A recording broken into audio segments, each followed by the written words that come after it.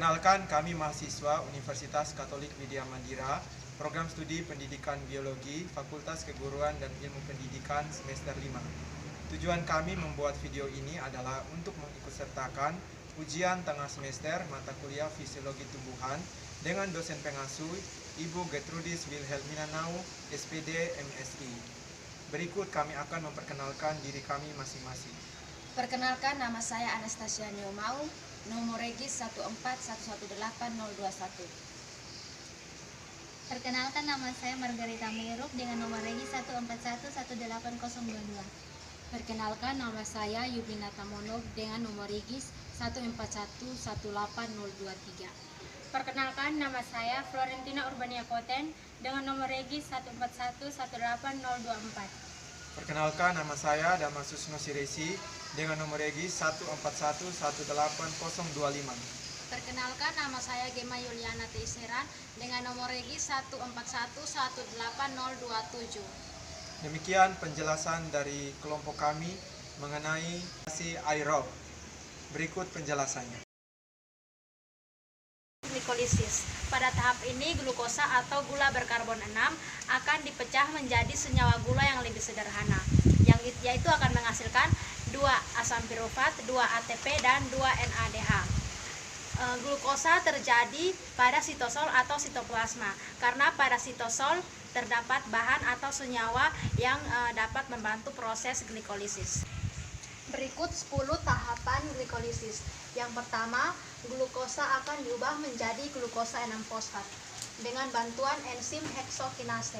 Enzim ini akan mentransfer gugus fosfat dari ATP ke glukosa sehingga menjadi ADP, dan glukosa akan menjadi glukosa 6-fosfat. Yang kedua, glukosa 6-fosfat akan diubah menjadi fruktosa 6-fosfat. Enzim yang berperan di sini adalah enzim fosfoglukoisomerase. Yang ketiga, fruktosa 6-fosfat akan diubah menjadi fruktosa 1,6-bifosfat yang dibantu oleh enzim fosfofruktokinase yang dapat mentransfer gugus fosfat ATP ke ADP. Yang berikut, enzim aldolase akan mengubah fruktosa 1,6-bifosfat menjadi 2 buah gula dengan 3 karbon yang berbeda, yaitu dihidroksiaseton fosfat atau DHAP dan 3-fosfat gliseraldehid. Yang berikut, terjadi perubahan antara dihidroksiaseton fosfat atau DHAP dan 3-fosfat gliseraldehid atau PGAL. Namun perubahan ini tidak mencapai titik keseimbangan, sehingga pada tahap ini selanjutnya yang akan digunakan adalah 3-fosfat gliseraldehid atau PGAL. Dari tahap 1 sampai tahap kelima disebut dengan investasi energi, karena pada tahap 1 sampai tahap kelima terjadi pemakaian 2 ATP. Melanjutkan tahapan glikolisis. Yang berikut tahapan ke-6. Pada tahap ini, 3-fosfodgliseraldehid akan diubah menjadi 1,3 bisfoglycerat sebanyak 2 buah dengan bantuan enzim triose fosfat dehidrogenase. Pada tahap ini, 3-fosfogliseraldehid akan melepaskan elektron melalui transfer elektron ke NADH+ sehingga menghasilkan NADH sebanyak 2 buah. Yang berikut tahap yang ke-7. Pada tahap ini, 1,3 bifosfoglycerat akan diubah menjadi 3-fosfodgliserol. Pada tahap ini, 2 gugus fosfat akan berikatan dengan 2 ATP sehingga menghasilkan 2 ATP atau energi. Enzim yang berperan pada tahap ini adalah enzim fosfoglyceralkinase. Yang berikut tahap yang ke-8. Pada tahap ini, 3-fosfoglycerol akan diubah menjadi 2-fosfoglycerat dengan bantuan enzim fosfoglycerol mutafase. Yang berikut tahap yang ke-9. Pada tahap ini, 2-fosfoglycerat akan diubah menjadi fosfoenolpirufat dengan bantuan enzim enolase. Pada tahap ini akan dihasilkan H2O. Yang berikut tahap yang ke-10 atau tahap yang terakhir.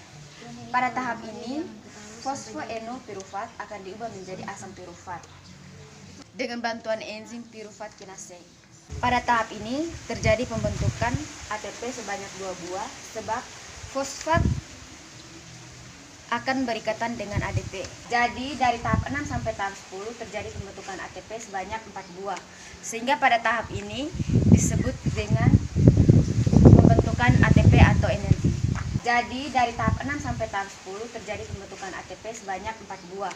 Sehingga pada tahap ini disebut dengan pembentukan ATP atau energi. Jadi hasil akhir dari tahapan glukolisis adalah 2 ATP, 2 NADH, dan 2 asam pirufat. Sekian dan terima kasih. Kedua dari respirasi aerob adalah dekarboksilasi oksidatif. Dekarbooksilasi oksidatif itu sendiri disebut juga sebagai reaksi antara berada di tahapan glikolisis dan siklus Krebs. Tahapan dekarbooksilasi oksidatif berlangsung hanya dua kali di mitokondria dan lebih khusus lagi di matriks mitokondria. Pada dasarnya prinsip dekarbooksilasi itu adalah untuk mengubah asam pirufat untuk menjadi asetil koenzim A. Tahapan dekarboksilasi oksidatif itu sendiri terdiri dari 3 proses. Proses yang pertama yaitu pelepasan karbon dioksida, yang kedua pembentukan NADH, yang ketiga pembentukan koenzim A. Untuk penjelasan selanjutnya akan dilanjutkan dengan teman saya. Prinsipnya, tahapan dekarboksilasi oksidatif itu adalah mengubah asam pirufat menjadi asetil koenzim A. Asam pirufat memiliki struktur atom, yaitu memiliki 3 atom oksigen, 3 atom karbon, dan 3 atom hidrogen. Sedangkan struktur dari asetil koenzim A yaitu memiliki 1 atom sulfur atau S, sulfhidril koenzim A dalam hal ini, dan memiliki 2 atom karbon, 1 atom oksigen, dan 3 atom hidrogen. Tahapan dekarboksilasi oksidatif ini yang berlangsung pada matriks mitokondria memiliki 3 tahapan atau 3 proses. Proses yang pertama yaitu pelepasan karbon dioksida. Yang dilepas di sini adalah 1 atom karbon dan 2 atom oksigen. Sehingga tahapan ini disebut sebagai tahapan dekarboksilasi. Yang kedua adalah tahapan pembentukan NADH, yakni penambahan elektron dari NAD+ sehingga membentuk NADH ditambah H+. Sedangkan tahapan yang ketiga atau proses yang ketiga yaitu pembentukan koenzim A. Dari proses dekarboksilasi oksidatif ini, hasil akhirnya adalah karbon dioksida, 2 NADH, dan asetil koenzim A. Asetil koenzim A ini yang akan kita gunakan dalam proses siklus Krebs. Sehingga tahapan dekarboksilasi oksidatif ini adalah tahapan yang berlangsung tidak terlalu lama karena hanya memiliki 3 tahapan. Dan siklus Krebs yang merupakan lanjutan dari dekarboksilasi oksidatif yang terjadi pada matriks mitokondria yang memiliki 8 tahapan. Saya akan menjelaskan satu demi satu pada tahapan ini. Tahapan yang pertama yaitu asetil koenzim A yang mempunyai 2 atom karbon akan mengalami kondensasi bersamaan dengan oksaloasetat yang memiliki 4 atom C. Sehingga baik gugus asetil maupun oksaloasetat akan membentuk ikatan yang bersenyawa berkarbon 6 yaitu sitrat atau asam sitrat. Karena sitrat merupakan senyawa yang terbentuk pada tahap pertama, maka siklus Krebs ini disebut juga dengan siklus asam sitrat.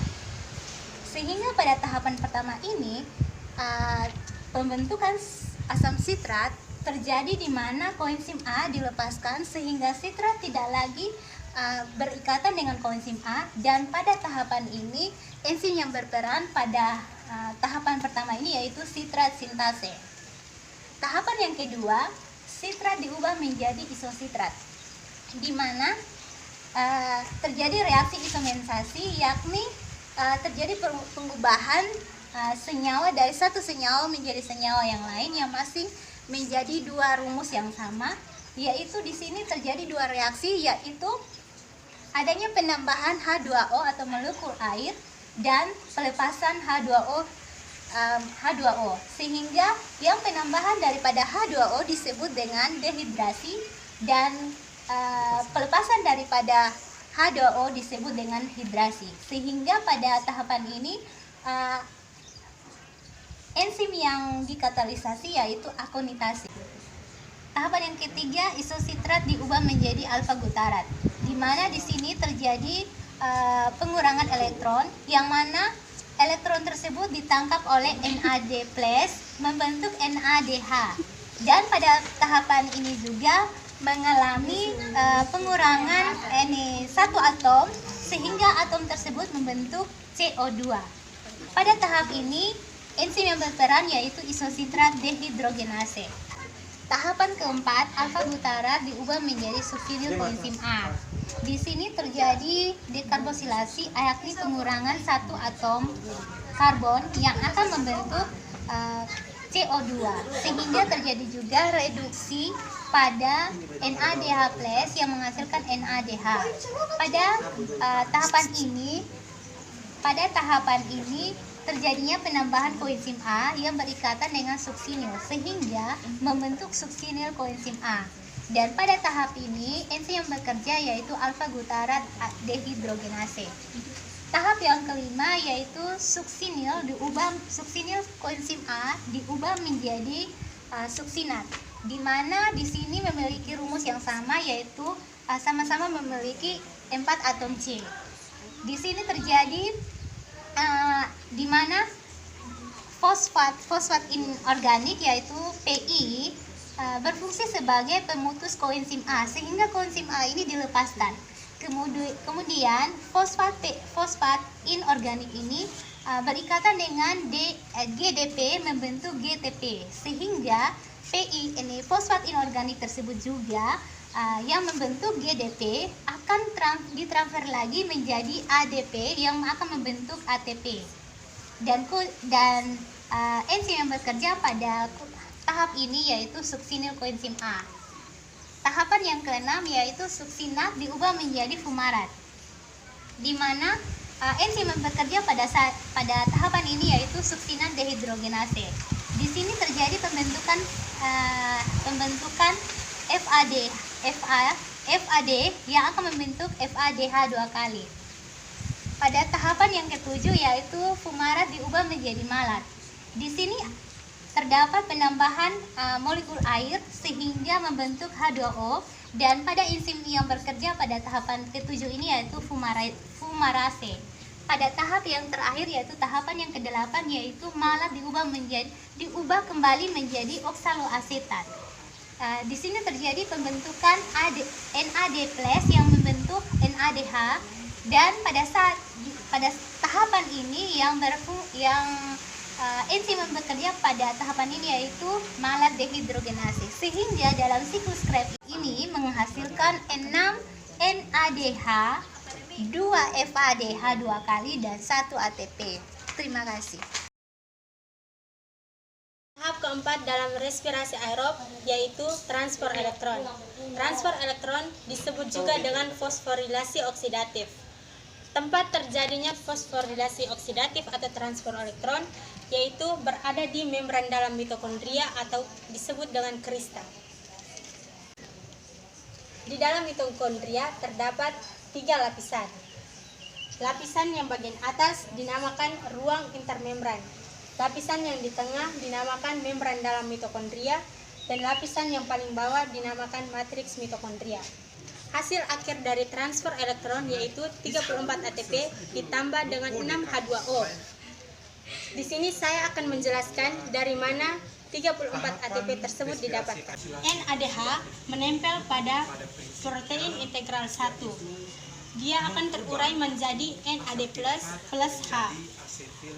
H+ pada matriks mitokondria ini akan dipompa menuju ke ruang intermembran pada oleh protein integral 1, 3, dan 4. Elektron NADH akan ditransfer menuju ke protein integral 1, selanjutnya ditransfer lagi menuju ke koenzim Q,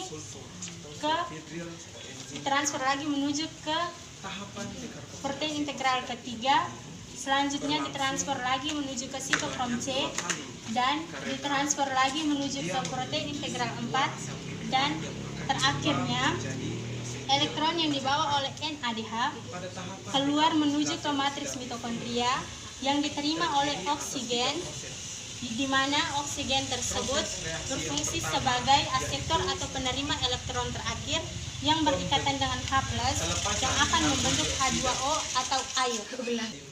Selanjutnya, pada FADH2. FADH2 akan terurai menjadi FAD. FADH2 melekat pada protein integral kedua.